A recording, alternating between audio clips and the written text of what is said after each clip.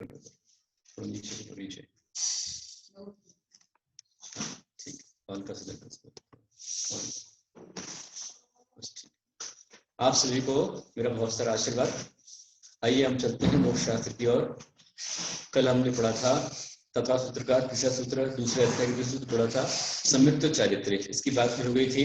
और उसके बाद चौथा सूत्र जो था ज्ञान दर्शन दान लाभ भोग भोग विज्ञानी च, इस सूत्र की अपन वाचना कर रहे थे। ज्ञान दर्शन दान लाभ भोग भोग और वीर्य, तो ये जो 9 भाव है क्षयिक भाव है, अर्थात ये जो भाव हैं ये कर्मों के क्षय से प्रकट होते हैं। तो जिनके कर्मों का क्षय हो जाता है, ऐसे अरहंत भगवान और सिद्ध भगवान, उनके पास ही ये 9 क्षयिक लब्धियां होती हैं। उनके पास अनंत ज्ञान है, वो अनंत ज्ञानी है। इसलिए यदि आप भावना से उनके दर्शन करते हैं तो आपके भी अज्ञान का अंधकार दूर होगा, ये जानकर चलो। आप यदि उनके दर्शन करते हैं तो आपके दर्शन होने का क्षय हो सकता है। इसलिए धवला सिद्धांत ग्रंथ में आचार्य वीरसिंह स्वामी ने कहा है कि साक्षात जिनेंद्र भगवान से भी अधिक कार्यकारी उनकी जिन प्रतिमाएं भी होती है एक अपेक्षा से। वैसे क्षयिक सम्यक दर्शन के लिए या 16 कारण भावनाओं के लिए तो साक्षात तीर्थंकर केवली शुद्ध केवली का पालन चाहिए, पर हर एक तीर्थंकर की अपनी लिमिट होती है। आयु पूरी होने के बाद वो चले गए, निर्वाण को प्राप्त हो गए, उसके बाद कौन है? तो फिर ये जिन प्रतिमाएं जिनेंद्र भगवान की मूर्ति, वह भी जैसे जिनेंद्र भगवान हमारा कल्याण करते हैं, उसी प्रकार से जिन प्रतिमा जिनेंद्र भगवान तक पहुंचाती है। जैसे गौतम स्वामी का प्रकरण आता है, आप सबको ध्यान में होगा कि इंद्रभूति गौतम एक महान मिथ्या दृष्टि थे, बहुत ज्यादा, और जैन धर्म के घोर विरोधी थे, बिल्कुल। और आचार्य भगवान महावीर स्वामी के तो कट्टर शत्रु थे। वो महावीर स्वामी को हरा करके उनको अपने शिष्य बनाना चाहते थे, लेकिन सौधर्म इंद्र के प्रयास से, उनकी युक्ति से जब वह समोषण की ओर गए और वहां जाकर के उन्होंने जब सबसे पहले सिर्फ मानस स्तंभ को ही देखा, तो मानस स्तंभ की प्रतिमा के दर्शन करने मात्र से उनका मान गलन हो गया, मान गलित हो गया, अनंत भव का मिथ्यात्व उनका समाप्त हो गया और वे सम्यक दृष्टि बन गए। तब जाकर भगवान के समोषण के अंदर गए और वहां जाकर के उन्होंने भगवान की स्तुति की, जयति भगवान हिमाम भुज प्रचार विजृंभिता, इस तरह स्तोत्र बोलते हुए उन्होंने भगवान की स्तुति की। और परिणाम विशुद्धि से उस समय ही उनके चरित्र में होने का सक्षम हुआ, तो उन्होंने वहीं पर ही दीक्षा ग्रहण कर ली, वे मुनि बन गए और इतनी परिणाम विशुद्धि पाई कि अंतर मुहूर्त में उनको सारी विद्या प्रकट हो गई। मना परे ज्ञान अवधि ज्ञान सब उनको हो गया। तो कहने का तात्पर्य है कि भगवान जो है वो अनंत दानी है, अनंत ज्ञानी है, अनंत दृष्टा है, अनंत भोक्ता है। उनके पास में अनंत दान नाम की लब्धि है। तो ये लब्धि हमेशा भगवान चाहे सिद्धालय में है। कुछ लोग कहते हैं कि भगवान तो वीतरागी हैं, वो तो कुछ नहीं देते हैं। आपकी आधी बात सही, आधी बात गलत है।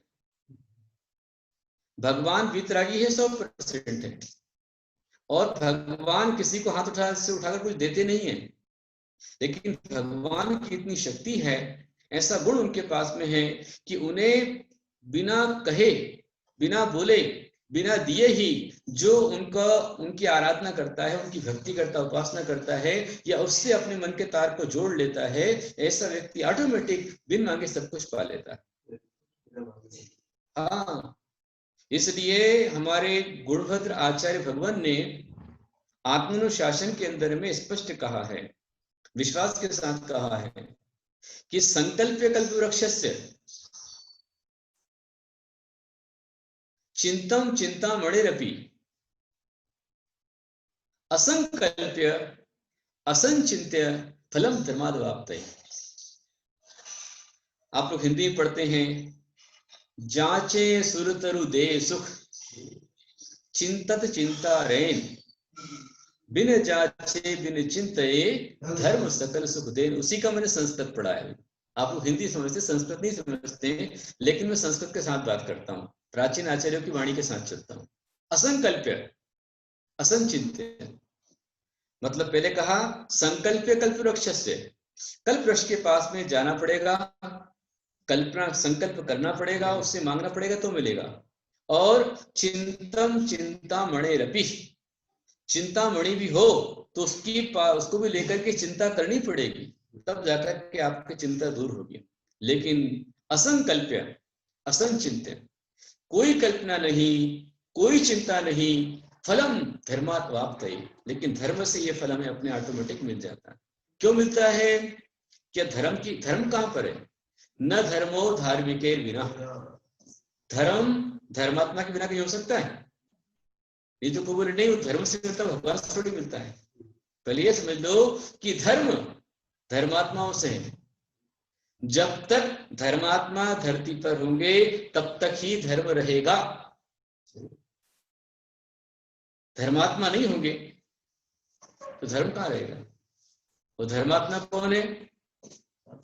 तो परम धर्मात्मा हमारे अरिहंत तो सिद्ध है परमात्मा, और मध्यम धर्मात्मा में आचार्य उपाध्याय साधु हैं जिन्हें अंतरात्मा कहते हैं, और जगन धर्मात्मा में श्रावक हैं जो भगवान की भक्ति पूजन आराधना करते हैं, व्रत उपवास नहीं कर पाते हैं। पर आपको सम्यक दृष्टि होना पड़ेगा। यदि आप सम्यक दृष्टि हैं तो ही आप जगन धर्मात्मा की श्रेणी में आएंगे, और यदि आप सम्यक दृष्टि नहीं है, आपकी धर्म पर श्रद्धा नहीं है, आपकी जिनवाणी पर श्रद्धा नहीं है, आपके मन में नाना प्रकार के विकल्प आते, जिज्ञासा होने वाली बात है, जिज्ञासा करने में कोई बुराई नहीं है। जैसे कल अनुभव ने जिज्ञासा रखी कि क्षयोक्षम सम्यक्त में चल मल अवगाढ़ दोष बताए हैं सम्यक प्रकृति के उदय से, तो कहीं हमने चंद्र षष्ठी व्रत किया, ये रोटी व्रत किया किसी कामना के साथ में, तो हमारे दोष लगता है क्या? तो नहीं, कदापि नहीं लगता है। क्योंकि आपने जैसी व्रत की विधि भगवान महावीर स्वामी ने गौतम गणधर को बताई, और गौतम गणधर ने जैसा हमको बताया है वही हम कर रहे हैं। हर एक कथा में भगवान महावीर स्वामी का, गौतम स्वामी का राजा श्रेणी का नाम आता है, उनके नाम से कथा शुरू होती है, उसकी विधि आती है। तो हम जो कर रहे हैं भगवान महावीर स्वामी की व्रत विधि के अनुसार कर रहे हैं, इससे हमारा सम्यक तो दृढ़ होता है, हमारे सम्यक में कोई दोष नहीं आता है। तो प्रायश्चित विधि का जो व्रत है ना, हाँ, हमारे मुनीषी कह रहे हैं कि चंदन षष्ठी जो व्रत है ये प्रायश्चित की विधि का व्रत है। इसी प्रकार से जो आगे रोड तीज का व्रत है 21 अगस्त को आएगा, भादव शुक्ला तीज को आएगा, यह भी प्रायश्चित का व्रत है। जो धन के मद में बेटे बहुओं ने जिन धर्म का अपमान किया, गुरु के नियम का अपमान किया, जिन्होंने भगवान का अपमान किया, तब उस अपमान के कारण से वो 56 करोड़ सुपुत्राओं के स्वामी होने के बावजूद भी मात्र 7 दिनों में कंगाल हो गए, फटेहाल हो गए, दाने दाने को मोहताज हो गए, घर छोड़ के भागना पड़ा, और फिर प्रायश्चित किया, तब जाकर के उनके अंतराय का निवारण हुआ। तो ये अंतराय कर्म का प्रायश्चित का विधान लक्ष्मी प्राप्ति विधान। मैं कोई भी विधान, कोई भी विधि आपको धर्म से बाहर नहीं बताऊंगा। हाँ, कदाचित आपसे हटकर के जो लोग धर्म के रहस्य को नहीं जानते हैं, धर्म के मर्म को नहीं जानते हैं, उन्हें धर्म से जोड़ने के लिए मैं लॉलीपॉप भी देता हूं, स्पष्ट बता रहा हूं। हाँ, कैसा लॉलीपॉप?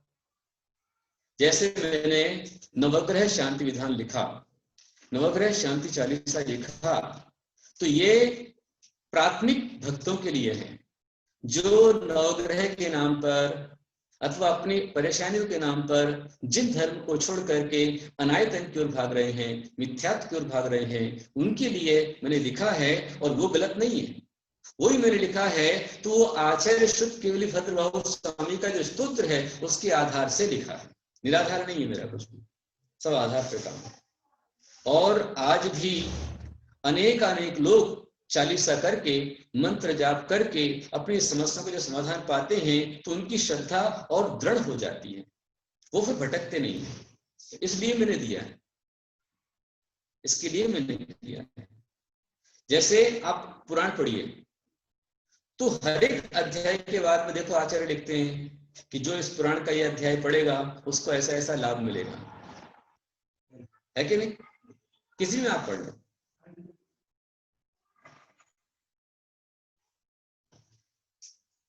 और अभी दर्पण भैया ने एक प्रश्न पूछा है कि क्या अभिषेक करने वाला और आहार देने वाला नियम से सम्यक दृष्टि है? तो नियम मत लगाइए आप, वो जो सम्यक दर्शन है ये आपकी अंतरंग की अनुभूति है, और सम्यक दृष्टि या मिथ्या दृष्टि कहना ये क्षयोक्षमिक ज्ञान का विषय नहीं है। इसे यदि कह सकते हैं तो केवल ज्ञानी अनंत भगवान ही कह सकते हैं, हम नहीं कह सकते। हाँ, लेकिन जो अनायतन में नहीं जा रहा है, किसी प्रकार से भी मन से, वचन से, कर्म से, प्रत्यक्ष या परोक्ष में मिथ्यात्व का सेवन नहीं करता है, जिनेंद्र भगवान सच्चे देव शास्त्र को छोड़ करके अन्य कहीं पर नहीं जाता है और नियम से भगवान का अभिषेक करता है, आहार दान देता है, तो वो दिखने में व्यवहार सम्यक दृष्टि है, व्यवहार सम्यक दृष्टि है, पर नियम से सम्यक दृष्टि अंतरंग से है कि नहीं है, ये केवल ज्ञान है।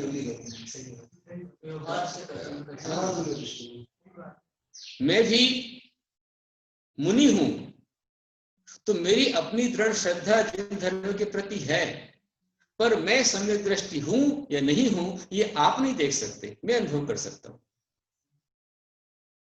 मैं अनुभव कर सकता हूं कि मैं चाहे कुछ भी हो जाए, कोई मेरे सिर पर तलवार रखकर पूछे कि भाई क्या सच है, तो मैं कहूंगा जो जिनवाणी में लिखा है वही सच है, मैं जिनवाणी के अलावा किसी को नहीं मानता। किसी प्रकार से मैं किसी मिथ्यात्व का अनुमोदन नहीं करता। एक समन्वय होना अलग चीज है, उदार दृष्टिकोण होना एक अलग चीज है, व्यवहारिकता होना एक अलग चीज है, और हम अपने धर्म को छोड़कर चल पड़े अलग चीज है। धर्म से मतलब नहीं है, हमारा क्या लक्ष्य है, right is mine, that is not mine is right. जो सत्य है सो मेरा है, जो मेरा है वही सत्य, ऐसा नहीं है। जैसे अपन मेरी भावना के अंदर पढ़ते हैं कि कोई बुरा कहो या अच्छा, लक्ष्मी आवे या जावे, लाखों वर्षों तक जीऊं या मृत्यु आज ही आ जाए, अथवा कोई कैसा भी भय या लालच देने आवे, तो भी न्याय मार्ग से मेरा कभी न पथ दिखने पावे। वही बात है कि चाहे कोई मुझे निंदा करे, स्तुति करे, मुझे कोई सम्यक दृष्टि कहे, कोई मिथ्या दृष्टि कहे, कोई अच्छा कहे चाहे बुरा कहे, मृत्यु आ जा रही आ जावे, सब जाता हो चले जावे, लेकिन मैं मेरी जिनवाणी माता को छोड़ करके दूसरी बात नहीं करूंगा, कदापि नहीं करूंगा। जिन धर्म मेरे प्राण हैं, ये मेरी अपनी श्रद्धा है, तो मैं जिन धर्म के अनुसार चल रहा हूं, रत्नत्रय का पालन कर रहा हूं, सम्यक दर्शन के अनुसार मैं चल रहा हूं, अपने ज्ञान को सम्यक ज्ञान बना रहा हूं, और अशुभ से निवृत्त होकर शुभ प्रवृत्त हूं, सम्यक चरित्र का पालन कर रहा हूं। इस कारण से मैं व्यवहार से आपके लिए सम्यक दृष्टि हूं, और अंत में मैं रत्नत्रय का धारी में अपने आप में हूं। जब भी सोचता हूं तो यही सोचता हूं कि ये शरीर मेरा नहीं है, और स्व आत्म को छोड़कर संपूर्ण पर द्रव्य है, इनसे मेरा कोई न राग है न द्वेष है, हर एक में समता रखना, यही है। तो हर एक प्रतिमा में, चाहे वो हमारी मूर्ति 5 इंच की हो, 7 इंच की हो, 9 इंच की हो, 11 इंच की हो, अथवा किसी ने जौ दाने के अंदर मूर्ति की स्थापना की हो, हाँ शिल्प शास्त्र आ जाएगा। मूर्ति शिल्प से यदि मैं बात करूं तो अंग उपांग आदि के दृष्टिकोण से आज मूर्ति कम से कम 5 इंच की तो होना चाहिए, उसमें अब अंग उपांगों की रचना अच्छी बन जाती है। और जहां उससे छोटी हुई तो उसमें आंख, नाक, कान वगैरह उसमें बनने का संशय रहता है। और यदि सांगोपांग प्रतिमा नहीं है तो प्रतिष्ठा करने वाले को उसका परिणाम उल्टा भी मिलता है ना। तो मैं आपसे बात कर रहा था कि हर एक प्रतिमा, चाहे वो आपके घर में ग्रह चैतन्य विराजमान, लेकिन शर्त है कि उसकी प्राण प्रतिष्ठा होनी चाहिए, उनका पंच कल्याणक होना चाहिए, उनमें गुणों का आरोपण किया जाना चाहिए। यदि उसमें अरहंत के गुणों की आरोपण किया गया है, प्राण प्रतिष्ठा की गई है, तो ऐसी हर एक प्रतिमा में अनंत दान नाम की शक्ति है। कोई भी श्रद्धा से, चाहे कोई लोग आते हो चाहे ना आते हो, पर यदि आप श्रद्धा से उस प्रतिमा के समक्ष बैठ करके ध्यान लगाते हैं, भक्ति करते हैं, तो निश्चित रूप में आपके अज्ञान अंधकार को हरेगी ही हरेगी, आपका अज्ञान मिटेगा। श्रद्धा से आप दर्शन करेंगे तो आपका मिथ्यात्व मिटेगा। दर्पण क्रिया और भी जो भगवान का अभिषेक कर रहा है और आहार दे रहा है, और यदि मंद परिणाम है, मंद लेश्या है, मंद कषाय है, लोभ लालच नहीं है, और क्रोध मान माया लोभ को जितना बने उतना संभाल करके चल रहा है, तो ऐसा व्यक्ति, ऐसा जीव, वह सातिशय मिथ्या दृष्टि भी हो सकता है, मतलब सम्मत के सम्मुख हो सकता है। और जब भेद विज्ञान जग जाता है तो भेद विज्ञान होने पर वही व्यवहार से भी और निश्चित दोनों से सम्यक दृष्टि हो जाता है। तो ये मैं आपसे इतनी बात कर रहा था, हम ये चौथे सूत्र को अपने आत्मसात कर लेवे कि हर एक प्रतिमा में, चाहे वो सिद्ध भगवान की मूर्ति हो और चाहे वरुण भगवान की मूर्ति हो, हर एक में 9 अक्षय लब्धि है। अपने परिवार में जितने भी लोग हैं उनको ये समझाइए, उनमें ये दृढ़ विश्वास बिठा दीजिए कि हर प्रतिमा में अतिशय है, हर एक में अनंत दान की शक्ति है, हर एक में अनंत ज्ञान है, दर्शन है, सुख है, सब कुछ है। और यदि आप उनकी भक्ति से आराधना करते हो तो आपके चारों घातीय कर्म, उनका जो तीव्र उदय चल रहा है, उसका भार आपका कम हो सकता है। पंचम काल में क्षय तो नहीं होगा, पर क्षय आपका बढ़ जाएगा। ठीक है, अगले सूत्र की हम चलते हैं। अगला हमारा जो 5वां सूत्र है, इसमें मैंने आपको सब कुछ बता दिया है चौथे सूत्र के अंदर में, कि भगवान जो अरहंत सिद्ध हैं उनके पास में, एक बार चाके वापस आ जाओ आप लोग चौथे वाले पर, कि हमने उसमें पढ़ा था कि भगवान के पास अनंत ज्ञान है, अनंत दर्शन है, और अनंत दान है, अनंत लाभ है, अनंत भोग है, अनंत उपभोग है, अनंत वीर्य है, क्षयिक सम्यक्त्व है और क्षयिक चारित्र है। उनका सम्यक्त्व कभी क्षय नहीं होता है, चरित्र कभी क्षय नहीं होता है। और यदि ऐसे भगवान की आराधना हम आज करते हैं भक्ति से, तो आज हमें उपशम सम्यक्त्व हो सकता है, क्षयिक सम्यक्त्व हो सकता है, और भविष्य में हमको उसके द्वारा क्षयिक सम्यक्त्व भी हो सकता है। पर हमें आज से ही अपनी अटूट श्रद्धा बनानी पड़ेगी। समझ में आ रहा है? दर्शन मोहनी की 3 और चारित्र मोहनी की 4, इन 7 प्रकृतियों के क्षय से क्षयिक सम्यक्त्व होता है, और चरित्र मोहनी 21 प्रकृतियों के क्षय होने से क्षयिक चरित्र होता है। 21 कौन सी होंगी? 12 और 9 21। अनंतानुबंधी क्रोध, मान माया लोभ, अप्रत्याख्यान प्रत्याख्यान, तो ये 4 तरीके 12 हो गए, 9 कषाय, 12 और 9 21। 21 प्रकृतियों के क्षय से चरित्र होने की प्रकृति क्षय से क्षयिक चरित्र होता है ना। और इसी प्रकार से ज्ञानावरणी के क्षय से अनंत ज्ञान होता है, दर्शनावरणी के क्षय से अनंत दर्शन होता है, और अंतराय के क्षय से 5 लब्धियां विशेष आती है। क्या आती है? अनंत दान, लाभ, भोग, उपभोग और वीर्य। ये क्यों चाहिए? क्योंकि भगवान में अनंत ज्ञान है, तो अनंत ज्ञान को जानने के लिए पावर भी अनंत चाहिए। इसलिए एक साथ पहले वो मोहनी कर्म का क्षय करते हैं, और मोहनी कर्म का क्षय करके 12वें गुण स्थान में आते हैं, छद्मस्थ वीतराग बन जाते हैं। क्या बन जाते हैं? छद्मस्थ वीतराग, मतलब वीतराग तो हो गए, राग द्वेष का निरवशेष क्षय कर दिया उन्होंने, पर अभी छद्मस्थ है।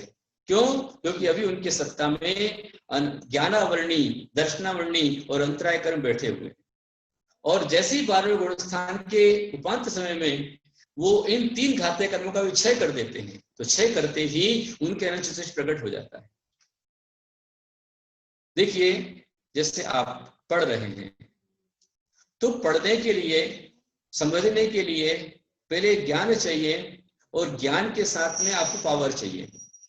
यदि आप स्वस्थ हैं, आप में शक्ति है, आपकी पावर अच्छी है, ग्रहण शक्ति अच्छी है, तो ही आप ग्रहण से कर सकते हैं, नहीं तो आपके बाउंस भी हो जाएगा।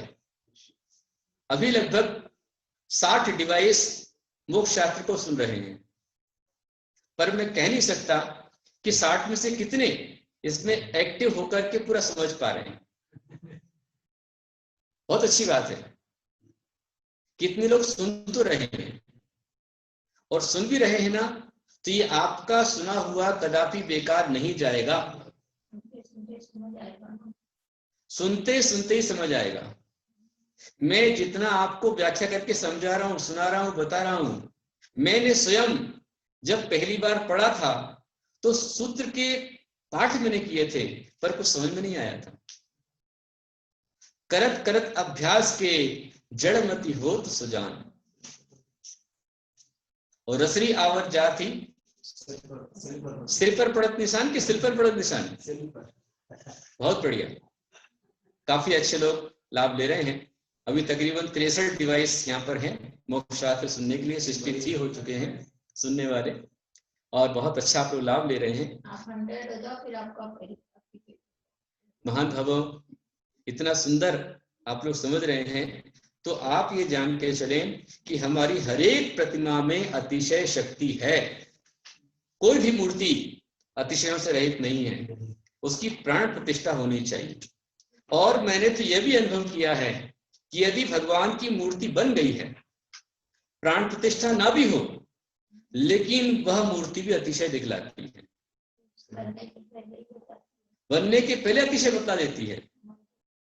हमारे जिस समय धर्म तीर्थ के भगवान शांतिनाथ जी की मूर्ति बन रही थी, तो लगभग 60-70 लोग औरंगाबाद से, दिल्ली से, पुणे से वहां बड़ौदा गए थे, और बड़ौदा में वहां जाकर के जिस समय मूर्ति बन रही थी भगवान शांतिनाथ जी की, आप लोगों ने देखा है 9.25 फीट की अष्टधातु की प्रतिमा है।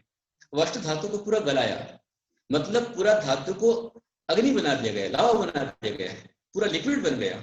और ऐसा जलता हुआ लावा, वह लावा क्रेन के माध्यम से सांचे में डाला जाना था, और यहाँ भट्टी जलते जलते थोड़ा सा विधि में टाइम लग गया, तो भट्टी एकदम बायलर फटने आ गया। यदि पूरा फटता तो करीब 100-200 लोग वहां मर जाते। लेकिन ऑटोमेटिक यहाँ परेशान हो रहे हैं, खटका ढूंढ रहे, बंद कर रहे, कुछ नहीं हो रहा है, और भगवान शांतिनाथ का जय लगाया गजेंद्र भैया ने बड़ोदरा से, तो ऑटोमेटिक खटका बंद हो गया और वह बायलर शांत हो गया, फटते फटते बच गया। फिर सेकंड घटना और घटती है। ये भगवान शांतिनाथ जी की मूर्ति का मैं आपको बता रहा हूँ। सेकंड घटना घटती है कि भगवान शांतिनाथ की मूर्ति को ढालने के लिए ऊपर से क्रेन, या हमारे संतोष पेंडारी भी समझ रहे होंगे अच्छे से इस चीज को, फैक्ट्री वाले हैं ये, इसलिए कि जो बड़ी बड़ी क्रेन होती है, उस क्रेन के अंदर पूरा लिक्विड होता है, और वो ऊपर से पूरा चलता हुआ आता है, और आकर के जो सांचे का छेद होता है उसमें डाला जाता है। तो वो ऊपर से पूरा, मतलब लगभग उसके अंदर में बता रहे थे कि तकरीबन 100-200 किलो उसके अंदर में, वो इतना सारा जो उसमें लिक्विड था, सोना, चांदी, तांबा, जस्ता आदि 8 धातु पूरी जल रही थी, पूरी आग का पानी बन चुकी थी। और ऐसी वो चलती हुई छेद के पास में आई, और आती अचानक ऊपर का हुक टूट गया। हुक टूटा तो हुक टूटने पर वो जो क्रेन थी उसकी ट्राली थोड़ी भी झलकती तो जितने आसपास खड़े थे सबके सब मर गए। लेकिन भगवान शांतिनाथ जी का अतिशय कि हुक टूटने के बावजूद भी वो जो छेद, मतलब उसका मुख था, सीधा छेद पर जाकर गिरा और सारी धातु उसके अंदर चली गई, एक की भी हानि नहीं हुई। तो बिना प्रतिष्ठा के भी भगवान की प्रतिमाएं अतिशय दिखलाती हैं। ये उद्गाव कुंज में भी देखा गया है। भगवान अनंत वीर केवली की मूर्ति बन रही थी, तो आचार्य सनत सागर जी वहां पर नहीं भी थे भी, तो वहां पर ऑटोमेटिक वहां पर सांप आता था। लोगों ने ढूंढा, कहाँ जाता, मिलता नहीं था, कई बार आके बैठता था।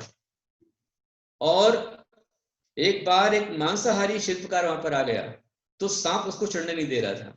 फिर आचार्य श्री ने कहा तू मांस खाता है? बोले हाँ। बोले छोड़ दे आज से। तब जाने देगा? नहीं जाने देगा। बोले ठीक है, आज से मांसाहार का त्याग करता हूँ, मैं कभी नहीं खाऊंगा। तुरंत सांप साइड में चला गया और तब जाकर शिल्पकार ने काम कर पाया। तो ऐसे अतिशय आज भी हमारी प्रतिमाओं में हैं। हाँ, जो पत्थर चोट खाकर बिखर गया वो कंकर बन गया। हाँ, और जो चोट खाकर सह गया वो तीर्थंकर बन गया। क्या बात है, बहुत बढ़िया। हमारे मुनिषी विनय गुप्त जी कह रहे हैं कि जो पत्थर चोट खाकर बिखर गया वो कंकर बन गया। जो पत्थर चोट खाकर बिखर गया वो कंकर बन गया, और जो पत्थर चोटों को सह गया वो तीर्थंकर बन गया। जो पत्थर चोटों को सह गया वो तीर्थंकर बन गया। बहुत अच्छी बात है। तो ये क्यों हो रहा है?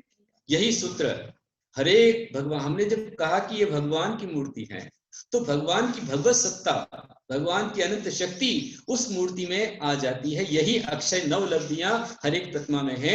इसलिए आप अपने बच्चों को सिखलाइए कि बेटा हमें कहीं जाने की आवश्यकता नहीं है, हम हमारे भगवान के अंदर सब कुछ ढूंढे, इसमें सब मिलेगा, क्योंकि अनंत दानी है, अनंत ज्ञानी है, अनंत दृष्टा है, अनंत सुखी है, अनंत भोक्ता है। और जो अनंत सुखी है वही कुछ आपको अनंत सुख दे सकता है। सुख मिलेगा तो उन्हीं के पास मिलेगा, जिसके पास जो है। अब ये जो चौथा स्तोत्र था ये अरहंत और सिद्धू का हाई लेवल का था, और हमें वहां तक पहुंचना है, हमें वहां तक जाना है। उसको जानने के लिए हमें हमारा समझना पड़ेगा हमारे पास में क्या है। तो अब ये हमारा सूत्र अगला आता है 5वां।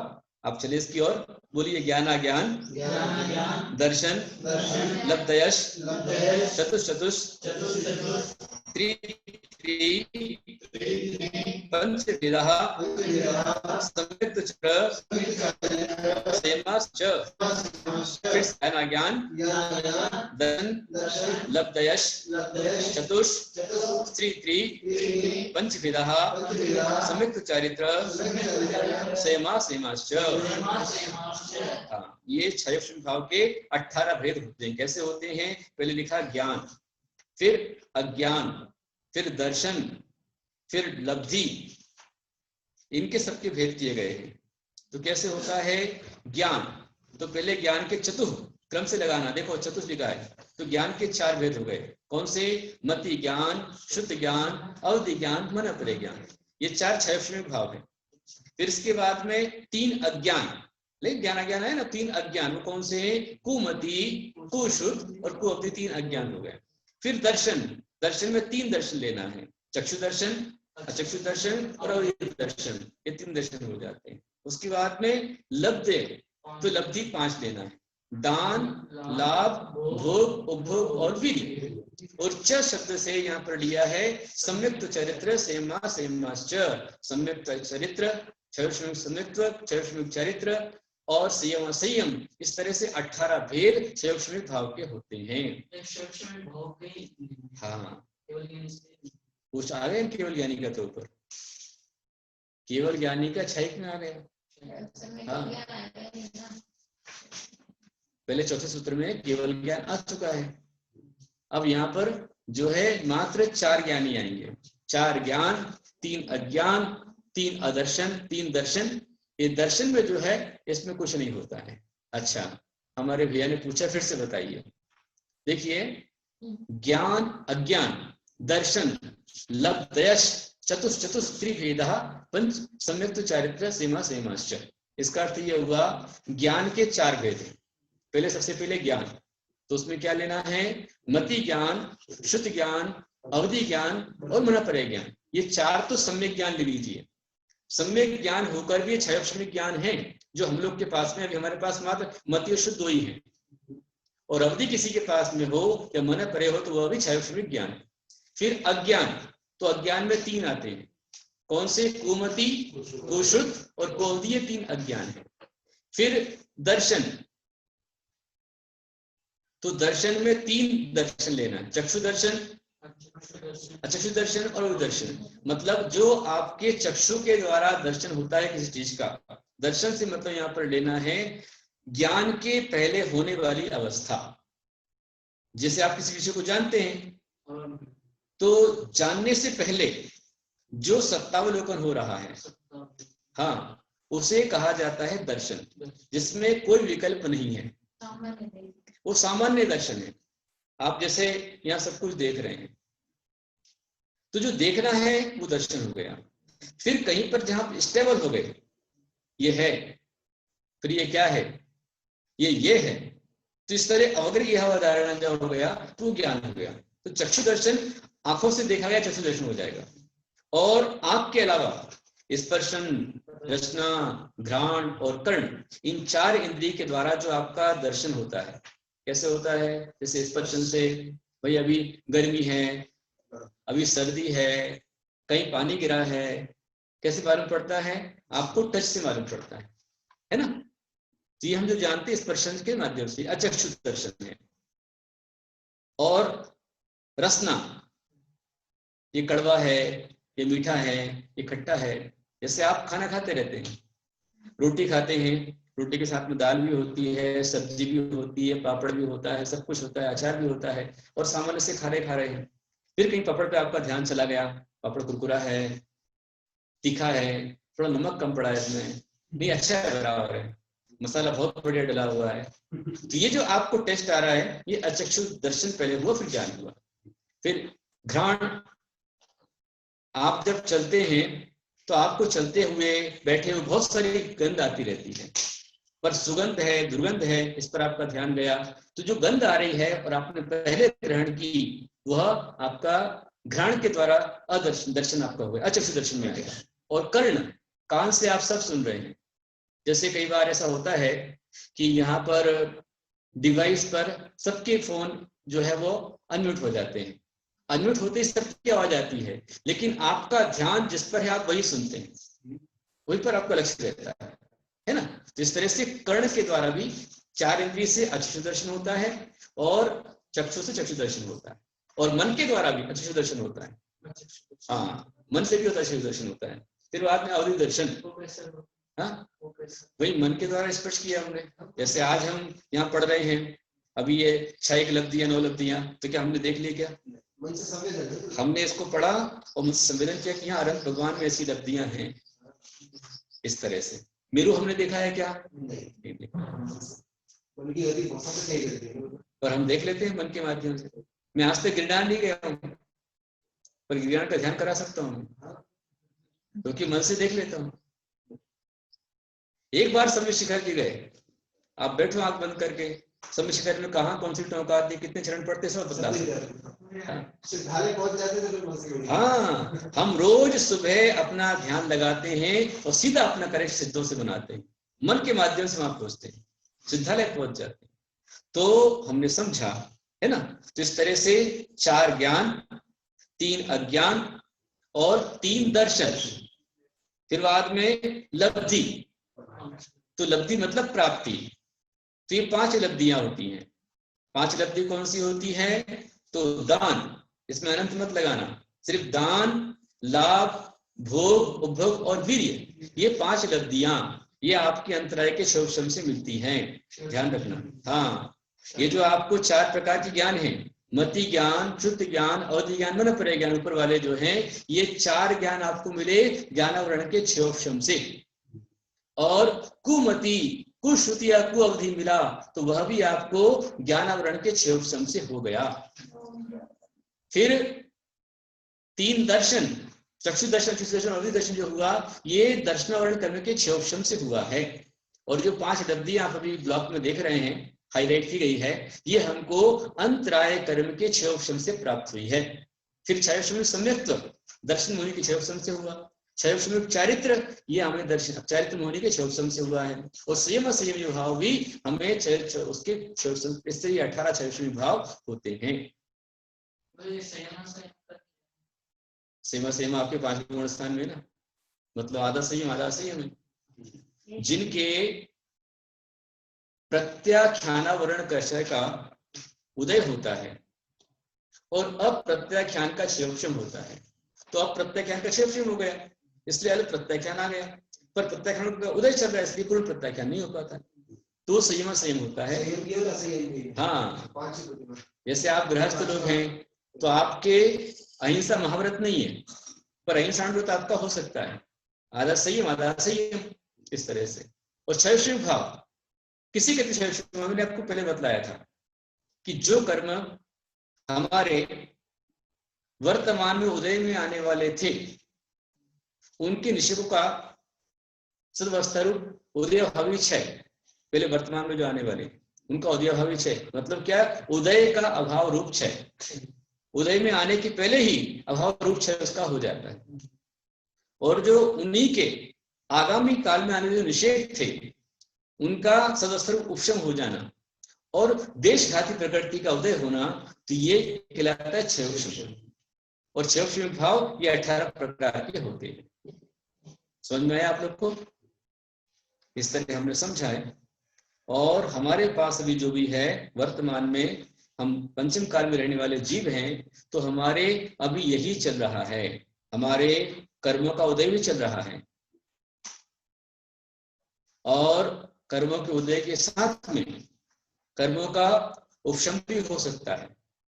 उपशम किसका होगा, ध्यान रखना, उपशम किसका होगा, तो मात्र 2 का ही होगा, सम्यक्त और चरित्र, इनका ही मतलब दर्शन मुनि का उपशम हुआ तो सम्यक्त हो जाएगा और चरित्र मुनि का उपशम हुआ तो चरित्र हो जाएगा। पर अभी पंचम काल में किसी भी मनुष्य को औपशमिक चरित्र नहीं हो सकता, औपशमिक चरित्र नहीं होगा, क्योंकि औपशमिक चरित्र कहाँ होता है, वो मात्र उपशम श्रेणी में होता है। हाँ, क्योंकि औपशमिक जो चरित्र है उसका समय अंतर मुहूर्त का है। अभी जो हमारे पास में रहेगा वो क्षयोपशमिक चरित्र रहेगा, उपशम नहीं रहेगा। उपशम सम्यक तो हो सकता है, हाँ, परंतु चरित्र नहीं, चरित्र क्षयोपशमिक ही रहेगा। इस तरह से होता है। और हम अपने भावों को अच्छा बनावे, इनके क्षयोपशम को बढ़ाने के लिए हमें अपने परिणामों को संभालना होगा। यदि हम अपने ज्ञान को सम्यक ज्ञान बनाना चाहते हैं तो जो सम्यक ज्ञानी है उन सम्यक ज्ञानी का अंतरंग की आत्मा से हम आदर करें, सम्मान करें, और जो सम्यक ज्ञानी उनकी सेवा करें, उनकी भक्ति करें, उनकी शुश्रूषा करें। जैसे अभी आप बैठ करके पढ़ रहे हैं तो जितने लोग यहाँ बैठकर पढ़ रहे हैं वो सब के सब सम्यक ज्ञान की भूमिका बना रहे। हो सकता है आप में से अनेक लोग को सम्यक ज्ञान हो भी सकता है। यदि आपने संकल्प कर लिया कि मैं मन से, वचन से, काय से, आत्मा की साक्षी से मैं जिनेंद्र भगवान की वाणी जिन वाणी पर पूर्ण रूपेण श्रद्धान करता हूं, मेरी कोई शंका किसी प्रकार की नहीं है, ऐसा आपने भाव बना लिया, संकल्प कर लिया, तो आपका ज्ञान आज भी सम्यक ज्ञान हो सकता है। बिल्कुल बनाइए। और जिनसे मिथ्या ज्ञान बढ़ता है ऐसे किताबों को ना पढ़ें। अब आप लोग उपन्यास, नॉवेल, कहानियां पढ़ना छोड़ दें, ये समय गए। अब पढ़ना है तो तत्वार्थ सूत्र, मोक्ष शास्त्र पढ़ेंगे तो आपका मोक्ष मार्ग प्रशस्त हो जाएगा। मैं इसीलिए बैठा हूं आपके साथ में कि आप अपने मोक्ष मार्ग को प्रशस्त करें। हमारे पास कौन से भाव हैं? हमारे पास में क्षयोपशमिक भाव हैं और औदैहिक भाव भी हैं। औपशमिक भाव भी हो सकता है, पारिणामिक भाव भी हो सकता है, पर क्षय भाव हमारे पास अभी नहीं है। तो अभी हमने आज क्षयोपशमिक को समझा है। और किसी के प्रश्न हो तो आप पूछ लीजिए, कोई जिज्ञासा आपकी हो तो आप चैट पर डाल दीजिए अभी, या लिखकर पूछ सकते हैं या बोलकर भी पूछ सकते हैं। जैसे दर्पण भैया रोज प्रश्न करते हैं, अच्छा लगता है। ऐसे आप में से और भी कोई प्रश्न हो किसी का तो आप पूछ लीजिए।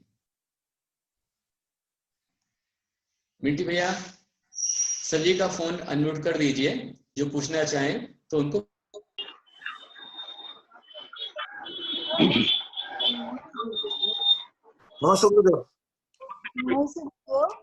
गुरुदेव, क्षयक्षमिक भाव किसे कहते हैं? क्षयक्षमिक भाव किसे कहते हैं? क्षयक्षमिक भाव किसे कहते हैं गुरुदेव? कर्मों के क्षयोपशम से होने वाले भाव को क्षयोपशमिक भाव कहते हैं। जो भाव हमने भी 18 पढ़े, ये सब क्षयोपशमिक भाव के ही भेद थे। जो 18 भेद है क्षयोपशमिक भाव उन्हीं के हैं।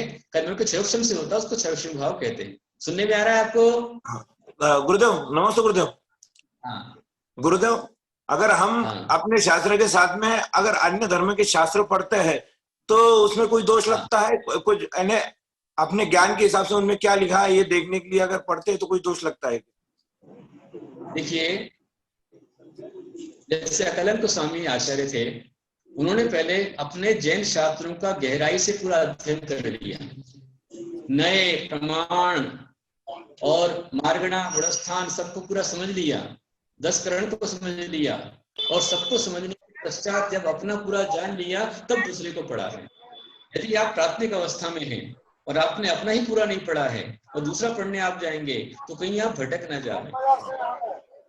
इसलिए 4 योग में पारंगत होने के पश्चात, प्रवीण होने के पश्चात फिर आप अगले शास्त्र को भी पढ़ सकते हैं। जैसे मैंने भी मेरे गुरु की साक्षी में, हमारे गुरुदेव थे, उनके मार्गदर्शन में हम लोगों ने कुछ ग्रंथों को पढ़ा हुआ है, लेकिन उनके डायरेक्शन में हमने पढ़ा हुआ, तो आप इस तरह पढ़ सकते हैं। ठीक है, और बोलिए, और किसी की जिज्ञासा हो तो पूछ सकते हैं। नमस्ते गुरुदेव। हाँ बोलिए।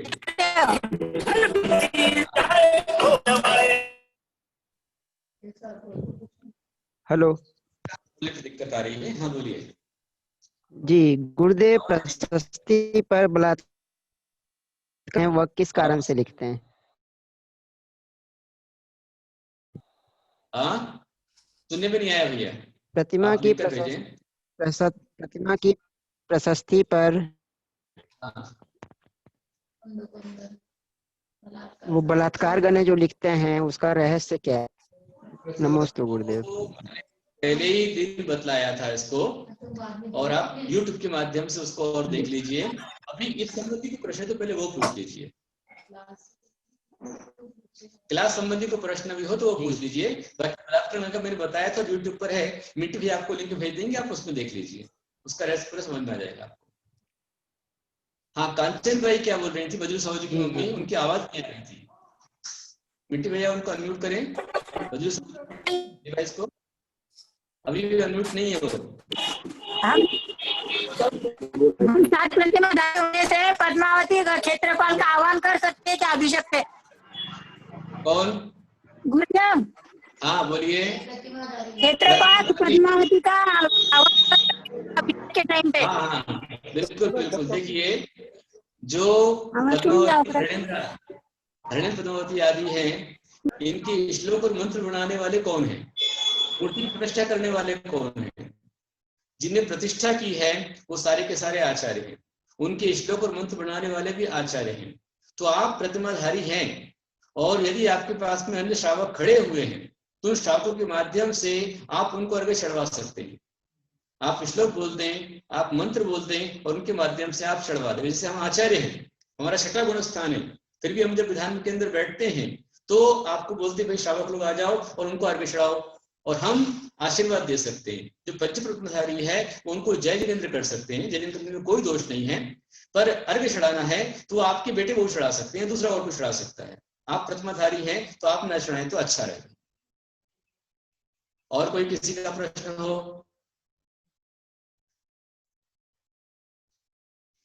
ठीक है सभी के लिए? हाँ, सबके लिए आशीर्वाद। सबको दर्शन करा बैठी हुई है ना? नमस्ते गुरुदेव। नमस्ते नमस्ते नमस्ते गुरुदेव। नमस्ते गुरुदेव। नमस्ते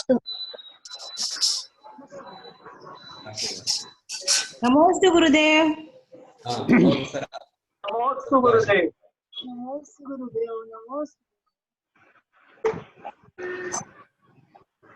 नमस्ते गुरुदेव। नमस्ते नमस्ते नमस्ते नमस्ते बोलो बोलो। नमस्ते गुरुदेव। नमस्ते नमस्ते गुरुदेव। नमस्ते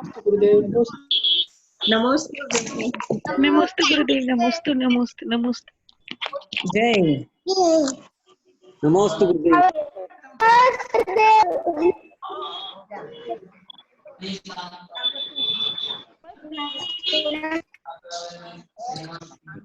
एक मिनट। नमस्ते गुरुदेव। नमस्ते गुरुदेव। नमस्ते नमस्ते गुरुदेव।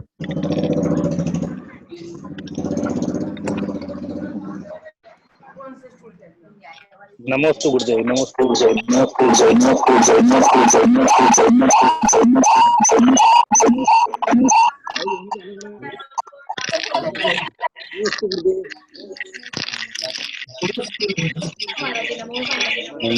गुरुदेव, नमोस्तु गुरु। जय बोल परम पूज्य प्रज्ञा योगी दिगंबर जैनाचार्य श्री बहुत अच्छा लग रहा है बिल्कुल।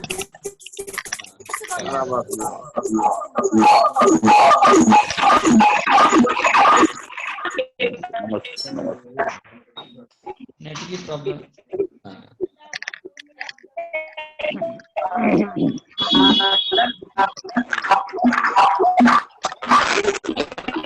सबको आशीर्वाद।